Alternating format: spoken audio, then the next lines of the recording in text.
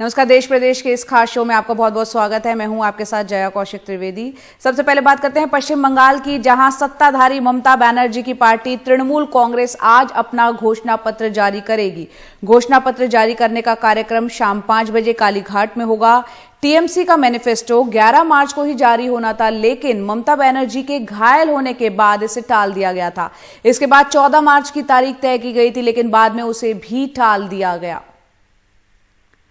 कोलकाता में इस वक्त हमारे सहयोगी सौरभ गुप्ता मौजूद हैं। सौरभ, यहां शाम 5 बजे जो है घोषणा पत्र जारी होने जा रहा है। हम जानते हैं किस तरह का टक्कर यहां पर पश्चिम बंगाल में दिखाई दे रही है, खासतौर से टीएमसी और बीजेपी के बीच। घोषणा पत्र में क्या कुछ अहम हो सकता है, और साथ ही इस बार चुनाव में लोगों के समक्ष क्या कुछ मुद्दे रहने वाले हैं? टीएमसी यहां 2 बार से सत्ता चला रही है अपनी।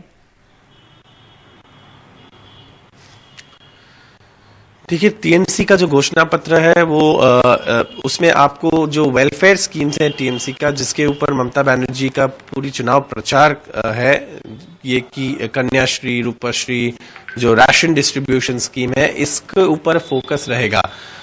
साथ साथ हमें पता चल रहा है कि तृणमूल के जो वेलफेयर स्कीम्स है SC/ST कम्युनिटीज के लिए, उसके ऊपर भी फोकस रहेगा, क्योंकि 2019 के जो चुनाव था जिसमें तृणमूल को बीजेपी को पश्चिम बंगाल से 18 सीट मिले थे, उसमें कई सारे SC/ST वोट्स बीजेपी की तरफ शिफ्ट होते हुए दिखाई दिए थे।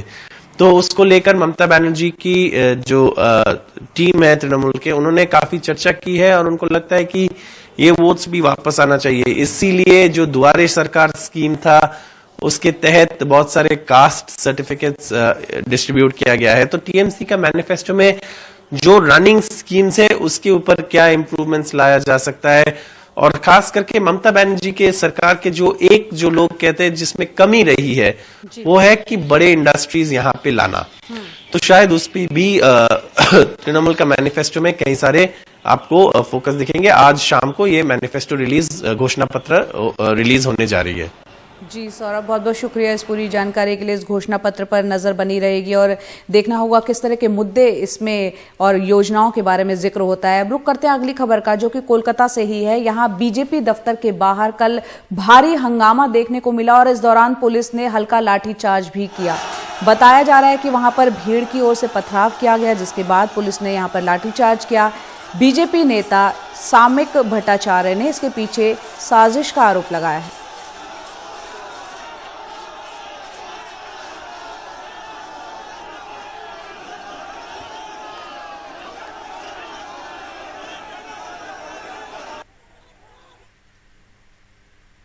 तो जाहिर सी बात है, चुनाव नजदीक है और इससे तमाम राजनीतिक दल जो है जातीय समीकरण को ध्यान रख रही है और चुनावी वादे भी कर रही है। हम बात कर रहे हैं बीजेपी की, जहां पश्चिम बंगाल विधानसभा चुनाव में पिछड़ी जातियों को अपने साथ लाने के लिए एक बड़ा दांव यहां पर चला गया है।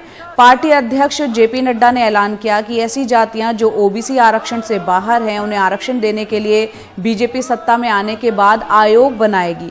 इन जातियों में महिष्य, तेली आदि जातियां शामिल हैं।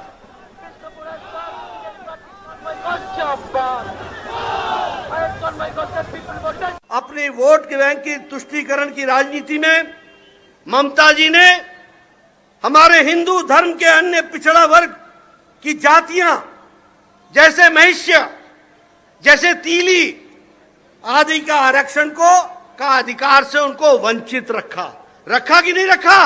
अब हमारी सरकार आएगी, आयोग बैठाएंगे और आयोग बैठा करके मंडल कमीशन में जो जातियां लिखी हैं उनको सम्मान दे करके इन लोगों के लिए भी हम प्रयास करेंगे कि इनको भी मुख्य धारा में जोड़ा जाए। और वहीं पश्चिम बंगाल में पहले चरण की वोटिंग के लिए सिर्फ अब 10 दिन ही बचे हैं। ऐसे में सभी राजनीतिक दलों ने अपना चुनाव प्रचार तेज कर दिया है। मुख्यमंत्री ममता बनर्जी और यूपी के मुख्यमंत्री योगी आदित्यनाथ दोनों ने कल बांकुरा में अलग अलग इलाकों में रैलियां की।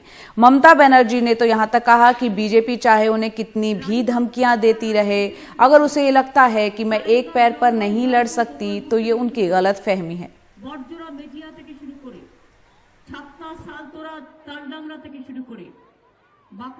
मैं आप लोगों को कहना चाहूंगी कि बीजेपी जितना भी खतरा मेरे को कर सकता है करने दो, हम उसको कोई केयर नहीं करती हूँ। लेकिन एक बात जो हमसे टकराएगा वो चूर चूर हो जाएगा। যে আমার একটা পা ভেঙে দিয়ে আমি এক পায়ে খেলতে পারবো না, জানেন তো? নিহত বাঘের থেকেও আহত বাঘ আরো ভয়ঙ্কর। আমি এমন খেলা খেলবো এক পায়ে, বুঝতে পারবেন? আমার মা বোনেদের দুটো পা, তাদের সাপোর্টে আমি খেলবো। আমার ছাত্র যৌবনের দুটো পা, তাদের সাপোর্টে আমি খেলবো। আমার কৃষক শ্রমিকের দুটো পা, তাদের সাপোর্টে আমি খেলবো। আর খেলাও হবে, জেতাও হবে। और वहीं बंगाल चुनाव में ये अटकलें लगाई जा रही थी कि क्या सौरभ गांगुली बीजेपी में शामिल होंगे। वो तो सियासत के मैदान में नहीं उतरे, लेकिन रक्षा मंत्री राजनाथ सिंह को प्रचार में गांगुली के सिक्सर की याद जरूर आ गई। सौरभ गांगुली को सिक्सर मारते हुए देखा है कि नहीं? आपने देखा है नौजवानों, आप सब लोग हैं, सौरभ गांगुली को सिक्सर मारते देखा है? जब समझ लीजिए सौरभ गांगुली क्रीज को क्रॉस करना है तो लोग यह मान लेते थे जब सौरभ गांगुली निश्चित रूप से सिक्सर मारेंगे, और सौरभ गांगुली सिक्सर मार देते थे, अच्छे रन बन जाते थे। तो बहनों भाइयों, वैसे ही लोकसभा के चुनाव में भारतीय जनता पार्टी को 18 सीटों पर विजय दिला दिया है आपने। इसका मतलब आपने भाजपा को क्रीज क्रॉस करा दिया है। अब भाजपा को इस बार विधानसभा चुनाव में सिक्सर मारने से अब दुनिया की कोई ताकत रोक नहीं। और पश्चिम बंगाल के बाद अब बात करते हैं पड़ोसी राज्य असम की, जहां हर चुनाव में चाय बागानों के वोट जो है चर्चा का मुद्दा होते रहे हैं, लेकिन इस बार ये चुनाव का मुद्दा है। सोनोवाल सरकार ने चाय बागान मजदूरों के मेहनताने में मामूली बढ़ोतरी की तो कांग्रेस सरकार बनने पर बड़ी बढ़ोतरी का ऐलान कर रही है। बीजेपी का हर स्टार प्रचारक चाय बागान वाले इलाके में कम से कम एक रैली तो कर ही रहा है। आइए देखते हैं हमारे सहयोगी रतनदीप चौधरी की ये रिपोर्ट। है तो आसाम की चाय पत्ती के अंदर ही है, और हमारे चाय बागान हमारी धरोहर है, मगर इसके अंदर काम करने वाले मजदूर, इसके लिए कोई कभी नहीं सोचता था। इस बजट के अंदर मोदी जी 3000 करोड़ रुपए की योजना लेकर आए हैं, जिससे उनके रहने के घर, उनके स्वास्थ्य की सारी सुविधाएं और उनके बच्चों को पढ़ाई लिखाई की व्यवस्था भारतीय जनता पार्टी की सरकार करेगी। शाम की महान जनता ने अमित शाह ने सोमवार को टाउन हॉल में हजारों सोशल मीडिया वॉलंटियरों के सामने भाषण में दावा किया चाय बागान मजदूरों के लिए सामाजिक सुरक्षा का। साफ है कि असम में बीजेपी के एजेंडे में चाय बागान मजदूरों के वोट सबसे ऊपर हैं। 2016 के विधानसभा चुनावों में बीजेपी अपने मकसद में कामयाब रही थी। एक वक्त अपना गढ़ रहे चाय बागानों से कांग्रेस सिर्फ 6 सीटें ही जीत सकी थी। इस महीने की शुरुआत में कांग्रेस की महासचिव प्रियंका गांधी असम के विश्वनाथ में एक चाय बागान पहुंची और वहां पे पत्तियां भी चुनी। चाय बागानों में मजदूरी बढ़ाकर 365 रुपए करना असम चुनावों के लिए जारी कांग्रेस की 5 गारंटी में से एक है।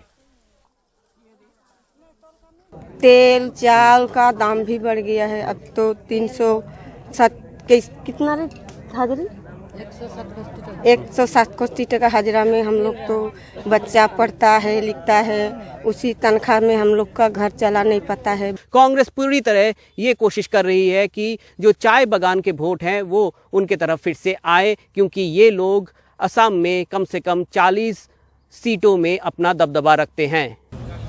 सोनोवाल सरकार ने चाय बागानों के अंदर सड़कें और स्कूल बनवाने पर पैसा खर्च किया। आजादी के बाद पहली बार ऐसा हुआ। यहाँ की गर्भवती महिलाओं के लिए 12,000 की आर्थिक मदद दी गई। तकरीबन 8 लाख चाय बागान मजदूरों के खातों में 3,000 रुपए जाने का भी दावा है। रोज का मेहनताना बढ़ाकर 217 रुपए तक करने के लिए दिहाड़ी में 50 रुपए की बढ़ोतरी की गई, लेकिन चाय कंपनियां इसके खिलाफ कोर्ट चली गईं। इसके खिलाफ all Assam T tribe student association यानी आटसा ने असम के सभी चाय बागानों में 22 मार्च को हड़ताल की अपील की है। बीजेपी गवर्नमेंट का इलेक्शन मैनिफेस्टो में था 2016 में, उन लोगों ने बोला था जो टी वर्कर है उन लोगों का वेजेस 351 करने के लिए वो भरपूर कोशिश करेगा। 60 साल कांग्रेस ने भी कुछ नहीं किया। मेरे ख्याल से कांग्रेस को कुछ काम करना पड़ेगा, कुछ काम करने के बाद ही आदमी को विश्वास होगा कि वो लोग कर सकता है। असम के तकरीबन 800 चाय बागानों के मजदूरों के वोट भी तय कर सकते हैं 3 मई को नतीजों के बाद जीत की कड़क चाय का स्वाद कौन लेगा। असम से रत्नदीप चौधरी की रिपोर्ट, एनडीटीवी इंडिया।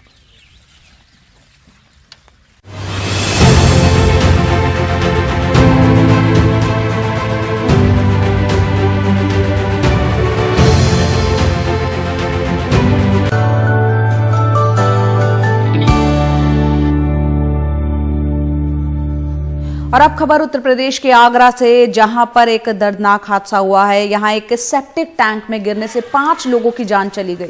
पुलिस के मुताबिक मृतकों में 4 एक ही परिवार के थे, जबकि एक पड़ोसी की भी मौत हुई है।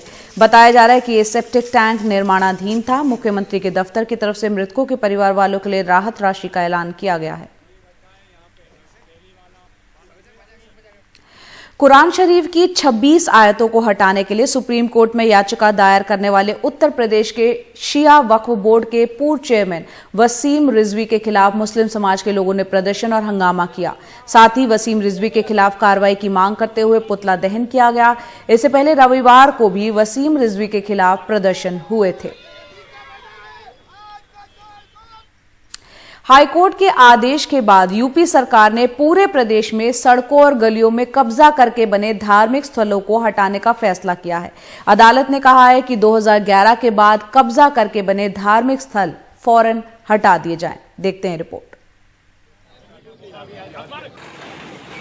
हाईकोर्ट के हुक्म के बाद ये यूपी का पहला मामला है। यहाँ सैकड़ों साल पहले ये मज़ार कायम हुई थी। इसके पास एक बहुत बड़ा दरख्त भी था।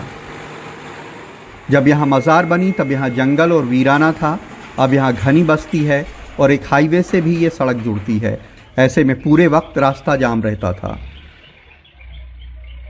उद्देश्य यही है, हम लोग प्रयास यही कर रहे हैं कि ऐसे जितने भी स्थल हैं वहाँ पे जिस भी धर्म के, जिस भी समुदाय का वहाँ पे जो स्ट्रक्चर है वो है, उनके साथ बैठ के, उनके धर्म गुरुओं के साथ बैठ के आपसी सहमति से जो जगह वो बताएं वहाँ पर इसको हम लोग सम्मानपूर्वक स्थानांतरित करें और सबकी सहमति से ये कार्य हो। अब मज़ार को काफ़ी गहराई से खोदकर पास की एक ईदगाह में शिफ्ट कर दिया गया है। इसके लिए प्रशासन ने मज़ार के मानने वालों से कई दौर की बातचीत कर उन्हें इसके लिए राज़ी किया। फतेहपुर की जनता ने सबसे पहले, उत्तर प्रदेश में हमको लगता है सबसे पहले ये हुआ, इसका अनुपालन हुआ। हिंदू मुस्लिम एकता का प्रतीक फतेहपुर शुरुआत से रहा। उसमें दोनों पक्षों ने मिलकर बढ़ चढ़कर सहयोग किया। सड़कों पे बने धर्म स्थान हटाने का आदेश पहले सुप्रीम कोर्ट भी दे चुका है और हाई कोर्ट भी। हाई कोर्ट की लखनऊ बेंच ने 24 तारीख को मामले की सुनवाई करते हुए सरकार से पूछा कि उसके आदेश पे क्या अमल हुआ। उसकी रिपोर्ट 17 तारीख को दे। हाई कोर्ट के आदेश में लिखा है कि 1 जनवरी 2011 के बाद बने धर्म स्थान फौरन हटा दिए जाएं। 1 जनवरी 2011 से पहले के धार्मिक स्थान उसके मैनेजमेंट या अनुयायियों की जमीन पर शिफ्ट हों। ऐसा संभव ना हो तो उन्हें हटा दिया जाए। लखनऊ के नेहरू क्रॉस इलाके में यह मंदिर चौराहे के बीच बना है। पहले यह बहुत छोटा था, धीरे धीरे बहुत बड़ा हो गया। रास्ते में यह बड़ी रुकावट है। लखनऊ के लाल बाग की यह मज़ार भी सड़क पे है। आसपास के लोग कहते हैं कि यह सैकड़ों साल पुरानी है, तब सड़क पे नहीं थी। कानपुर की एक्सप्रेस रोड पे यह मज़ार बीच सड़क में रोड डिवाइडर का काम करती है। इसी तरह कानपुर के हर्षनगर रोड पे यह मंदिर बिल्कुल बीच सड़क पे है और नरौना में भी यह मंदिर सड़क पे ही बना है। जो कब्जे के आधार पर कराए गए हैं उनको तो हटना चाहिए। जो सैकड़ों वर्षों से चले आ रहे हैं मंदिर मस्जिद, उनको नहीं हटाना चाहिए, क्योंकि वो आस्था के बहुत बड़े केंद्र है। बाराबंकी में तो एक मज़ार शिफ्ट कर दी गई और उसके मानने वाले, उसके प्रबंधक इसके लिए तैयार भी हो गए। लेकिन ये एक बहुत बड़ी चुनौती है प्रदेश में हज़ारों की तादाद में सड़कों और गलियों में बने हुए धार्मिक स्थानों को शिफ्ट करना। बाराबंकी में सरफराज वारसी और कैमरामैन राजेश गुप्ता के साथ कमाल खान, एनडीटीवी इंडिया।